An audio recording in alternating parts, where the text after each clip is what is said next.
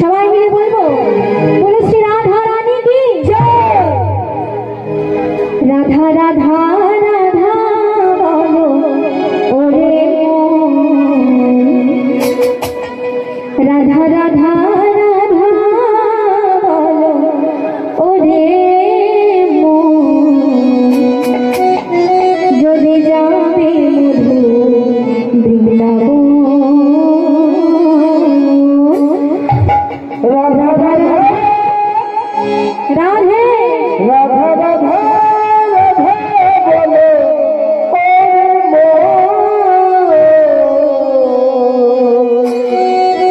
যদি যাবে মধুর বৃন্দাবন। রাধা রাধা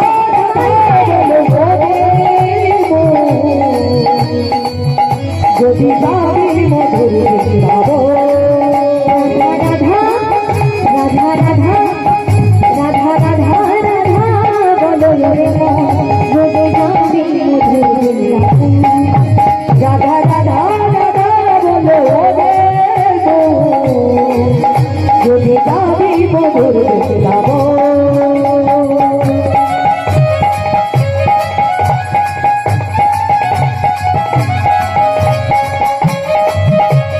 রাধে রাধে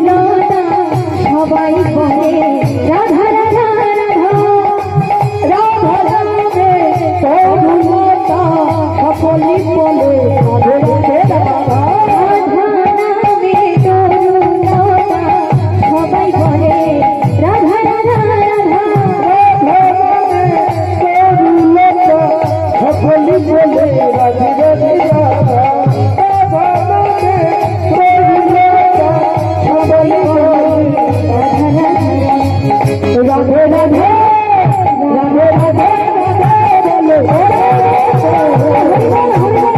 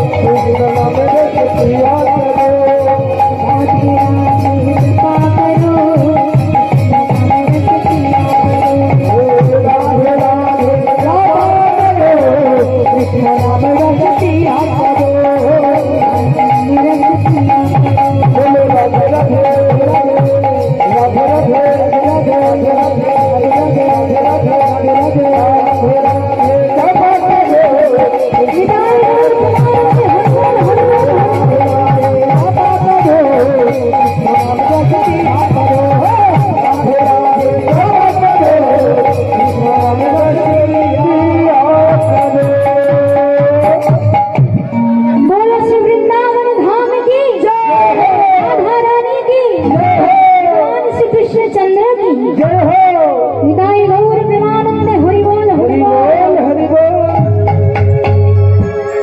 ডাকা হরিদাস তিনি ছুটতে ছুটতে আসছেন, রুটি সবজি সব শেষ হয়ে গেছে, ভাবছে যদি একটু খাবার পেতাম।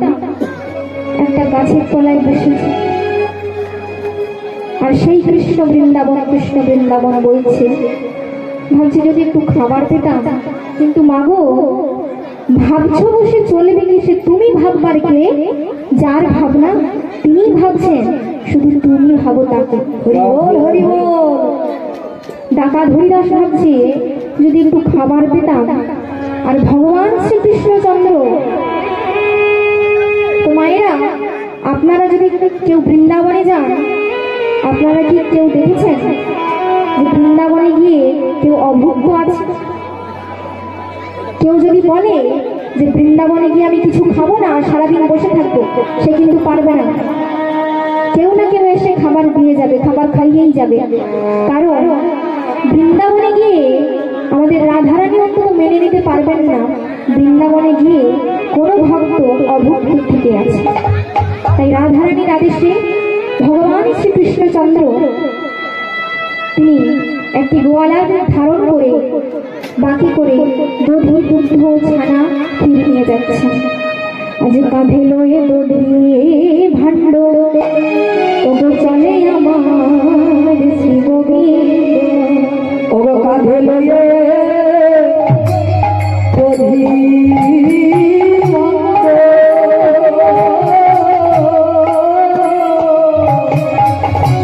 আজি চলে আমার শ্রী গোবিন্দ। মরি রে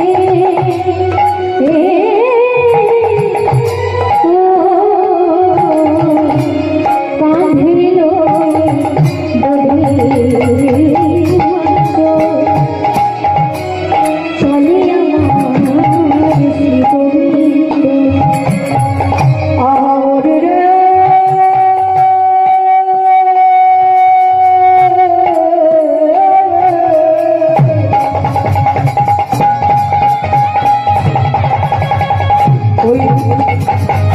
ওই কাঁধে লয়ে দধি ভাণ্ড,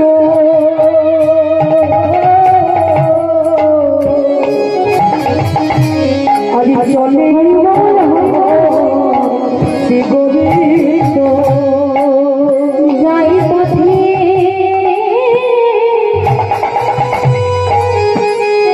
ডাকিয়া ডাকিয়া গো, যাই পথে ডাকিয়া ডাকিয়া। কানাই আমার যাই পথে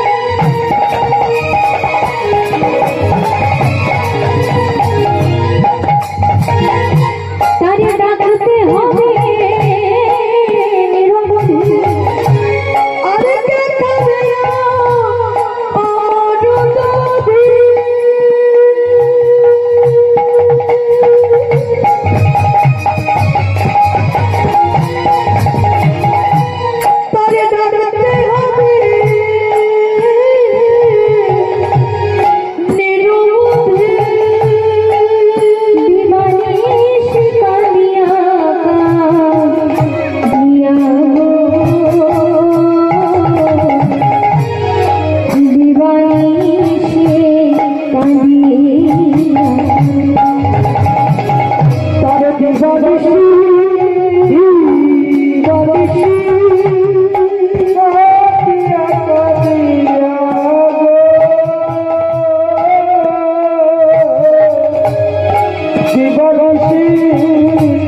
তারি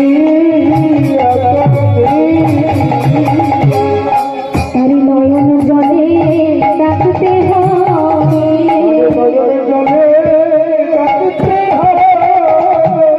তারি নয়ন জলে ডাকতে হবে,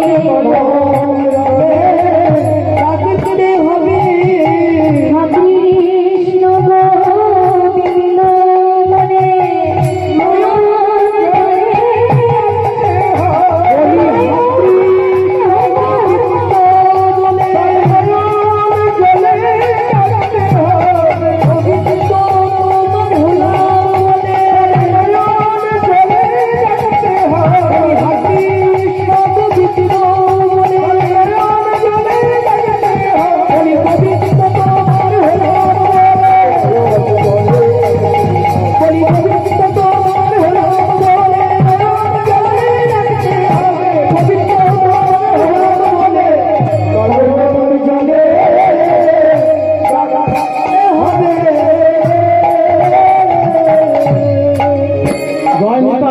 যেসব ভক্তদের প্রসাদ পাওয়া গেছে সবাই এসে আসনে বসুন, কারণ আমাদের এই কীর্তন গানের শেষান্তে বিশ্রান্তে হলিডু আছে, অনেক হলিডু বাতাস আছে, তাই যাদের প্রসাদ পাওয়া বাড়ি যাবেন না, কিছুক্ষণের মতন এই আসনে বসুন।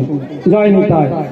যাদের গ্রাম নিবাসী ডক্টর প্রশান্ত কুমার দাসের মেয়ে কৃত্তিকা দাস এবং তার ছেলে কৃষ দাস এবং 50 টাকা দিয়ে উপহার করছেন। তার সঙ্গে যাদের গ্রামে আসি চন্দন কর 20 টাকা দিয়ে উপহার করছেন এই গ্রাহককে। আশা করি সবাই ভক্তগণ হরিধ্বনি সহকারে সমর্থন করবেন। শ্রী গুরু নিতাই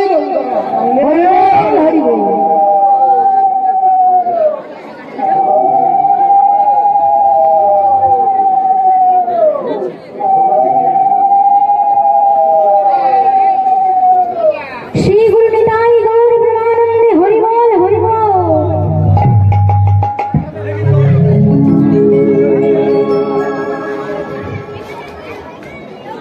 তাই ভগবানকে যদি কেউ বিশ্বাস করে ডাকতে পারে, ভগবান তার সাড়া না দিয়ে থাকতে পারেন না। বাবা ভোলেনাথ বলছেন যে সংসারে থাকতে হবে বিচার করে, আর ভগবানকে থাকতে হবে বিশ্বাস করে। আমরা কি করি? সংসারকে বিশ্বাস করি আর ভগবানকে বিচার করি। ভগবান বলেছেন যে আর সবকিছু ছেড়ে দিয়ে যার আমার উপর বিশ্বাস থাকবে, আমি স্বয়ং তার বোঝাটা আমার নিজের মাথায় বহন করে দিয়ে আসবো। শুধু আমার উপর বিশ্বাসটা রাখতে হবে যে ভগবান তিনি কৃপাময়, তিনি করুণাময়, তিনি দয়াময়, তিনি আমাকে কৃপা করবেন। এই বিশ্বাস যদি কারোর থাকে, ভগবান তার সাড়া না দিয়ে থাকতে পারেন না। বাবা, এই প্রসঙ্গে একটা ঘটনার কথা আপনারা হয়তো সকলেই শুনেছেন। উত্তর ভারতে একজন ভক্ত ছিল যার নাম হলো ভোলা। এতই সে ভোলা, এতই সে সহজ সরল যে গ্রামের সবাই তাকে ভোলা বলে ডাকত। বাড়িতে তার স্ত্রী, মা, বাবা, ভাই বোন কেউ নেই। যখন যেখানে কোনো অনুষ্ঠান হতো সেখানে সে বিনা নিমন্ত্রণে চলে যেত। সেখানে গিয়ে সারাদিন কাজ করে তার বিনিময়ে কোনো টাকা পয়সা নিত না, শুধু পেট ভরে খেতে দিলেই সে খুশি।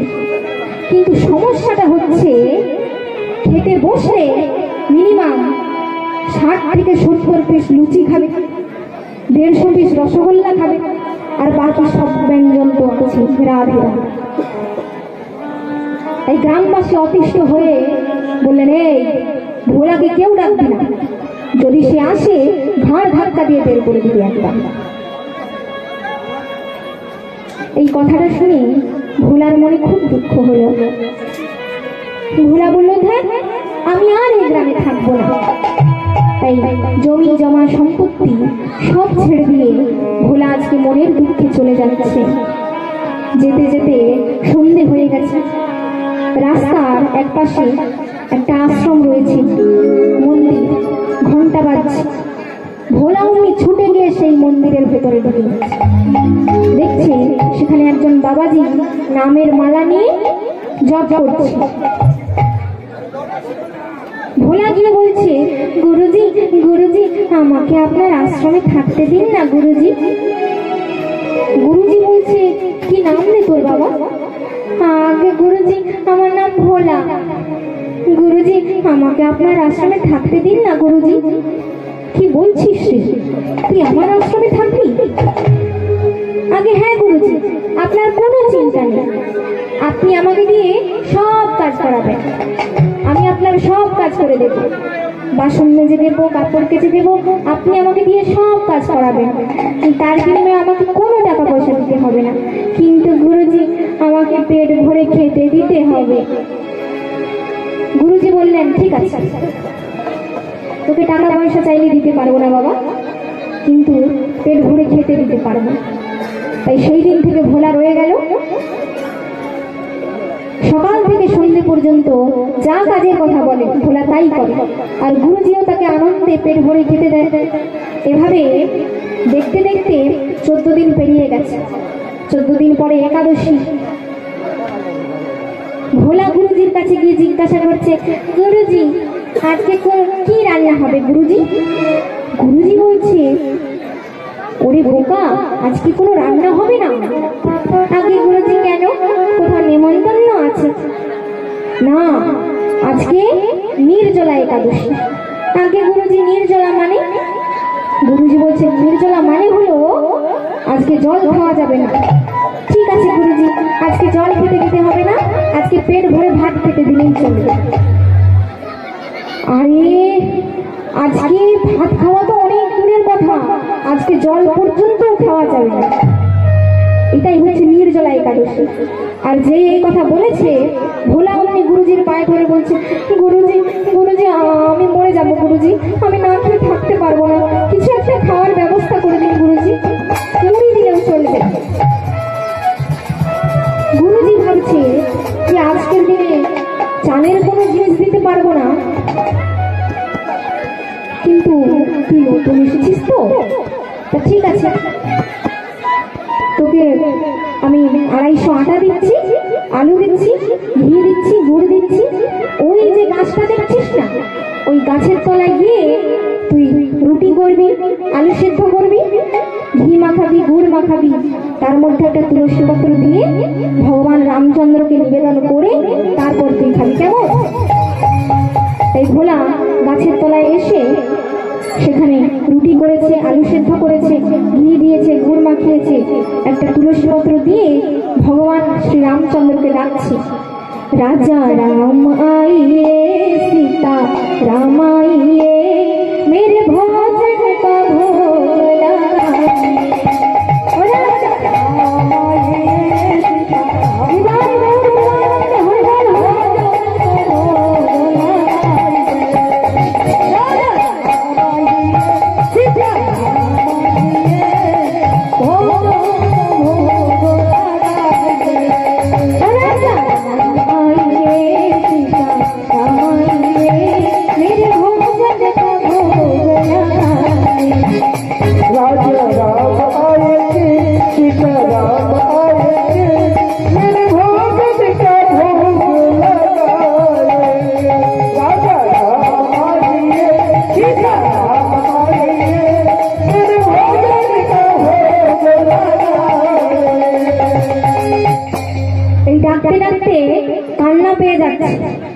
চোখে জল চলে আসছে। ভোলা বলছে, কখন থেকে ডাকছি, বলি তোমার কি খিদে দিতে কিছু নেই? তুমি যদি না আসো পরের বারে গুরুজি আমাকে আর কাঁটা দেবে না, আমি তখন কি খাবো? তাড়াতাড়ি এসো না। আর শ্রীরামচন্দ্র তিনি হচ্ছেন ভক্তের ভগবান।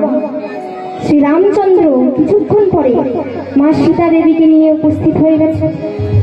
আর যেই সীতা দেবীকে নিয়ে উপস্থিত হয়েছে, ভোলা একবার রামচন্দ্রের দিকে তাকিয়ে আরেকবার সীতা মায়ের দিকে তাকিয়ে বলছে, কি ব্যাপার, তোমাকে তো আমি একা ডাকলাম, তুমি তোমার বউকে এনেছো কেন? তোমাকে তো আমি একা ডাকলাম। আচ্ছা ঠিক আছে ঠিক আছে, তুমি কিছু মনে করো না, বোধহয় তুমি ভুল করে নিয়ে চলে এসেছো না? ঠিক আছে, এবারে এনেছো এনেছো, পরের বারে কিন্তু আনবে না। ভোলা চলে গেছে, সবাই মিলে সেবা করেছে, ভগবান চলে গেছে, ভোলাও চলে এসেছে। দেখতে দেখতে আবার 14 দিন পরে আবার পরের একাদশী চলে এসেছে।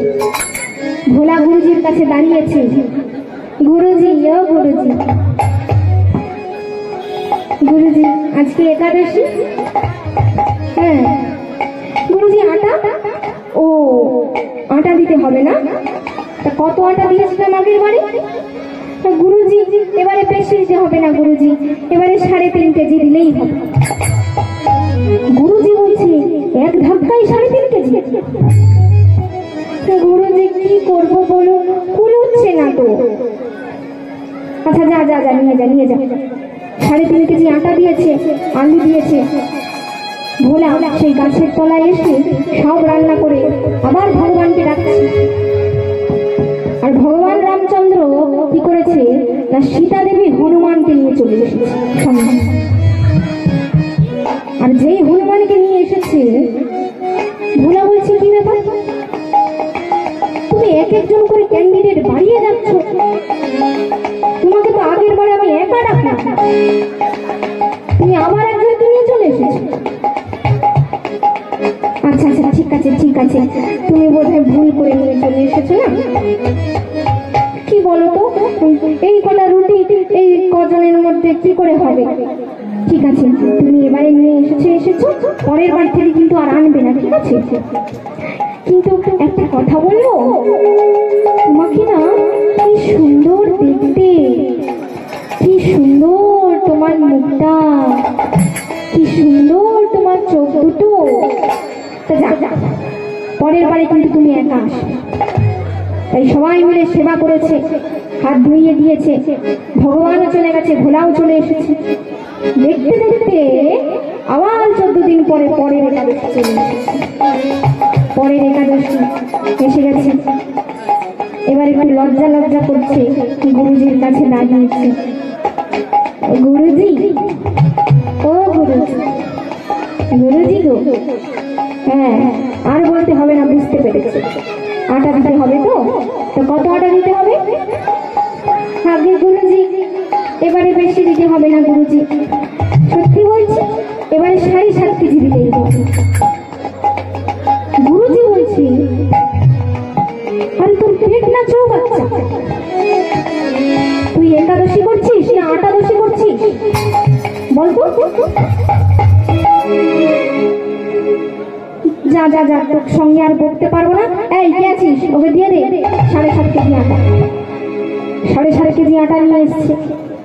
সেই গাছের তলায় এসে রুটি করেছে, আলু সিদ্ধ করেছে, ঘি মাখিয়েছে, গুড় মাখিয়েছে, একটা তুলসী পত্র দিয়ে আবার ভগবানকে ডাকছে, রাজা রাম আইয়ে আমাইয়ে মেরে ভোজন কা ভোগ লাগাই।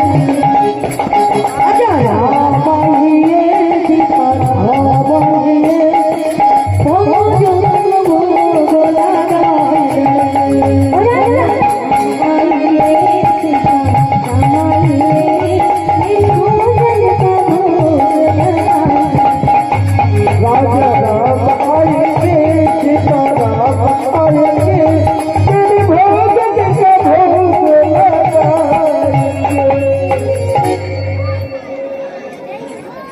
আর ভগবান রামচন্দ্র আজকে কি করেছে না, ভগবান রামচন্দ্র সীতা দেবী হনুমান সঙ্গে লক্ষ্মণকে নিয়ে চলে এসেছে। ভোলার আজকে খুব রাগ হয়েছে, মুখে কিচ্ছু বলবে না, মনে মনে ভাবছে তুমি এক একজন করে ক্যান্ডিডেট বাড়িয়ে যাচ্ছ না, ঠিক আছে পরের বারে আমি তোমাকে মজা দেখাবো, পরের বারে আমি তোমাকে মজা দেখাবো। এই বলে সবাই সেবা করেছে, ভোলাও চলে এসেছে, ভগবানও চলে গেছে। আবার দেখতে দেখতে 14 দিন পরে আবার পরের একাদশী চলে এসেছে। ভোলা গুরুজির কাছে দাঁড়িয়েছে, মাথাটা নিচু করে, গুরুজি ও গুরুজি, গুরুজি, গুরুজি বলছে হ্যাঁ কত আটা দিতে হবে? ভোলা বলছে গুরুজি এবারে বেশি দিতে হবে না না গুরুজি, এবারে 11 কেজি দিলেই হবে। 11 কেজি? গুরুজি আজকে মনে মনে ভাবছে যে আজকে আমিও কিছু বলবো, আমিও দেখবো যে তুই এত আটা নিয়ে কি করিস। গুরুজিও দিয়ে দিয়েছে 11 কেজি আটা, 7.5 কেজি আলু। আর ভোলা কি করেছে, আজকে সেই গাছের তলায় এসে রুটিও করেনি, আলু সেদ্ধও করেনি, কিচ্ছু করেনি, সব রেখে দিয়ে ভগবানকে ডাকছে। আর ভগবান ভক্তের ভগবান, ভগবান কি করেছে না, ভগবান রামচন্দ্র, সীতা দেবী, হনুমান, লক্ষ্মণ, ভরত, শত্রুঘ্ন টোটাল ফ্যামিলি নিয়ে চলে এসেছে। এসে বলছে, ভোলা আজকে রুটি করনি? ভোলা বলছে, না করিনি। তুমি কি ভেবেছো আমি শুধু খেতে যাব আর তোমরা শুধু খাবে, তাই না? তোমরা শুধু খাবে।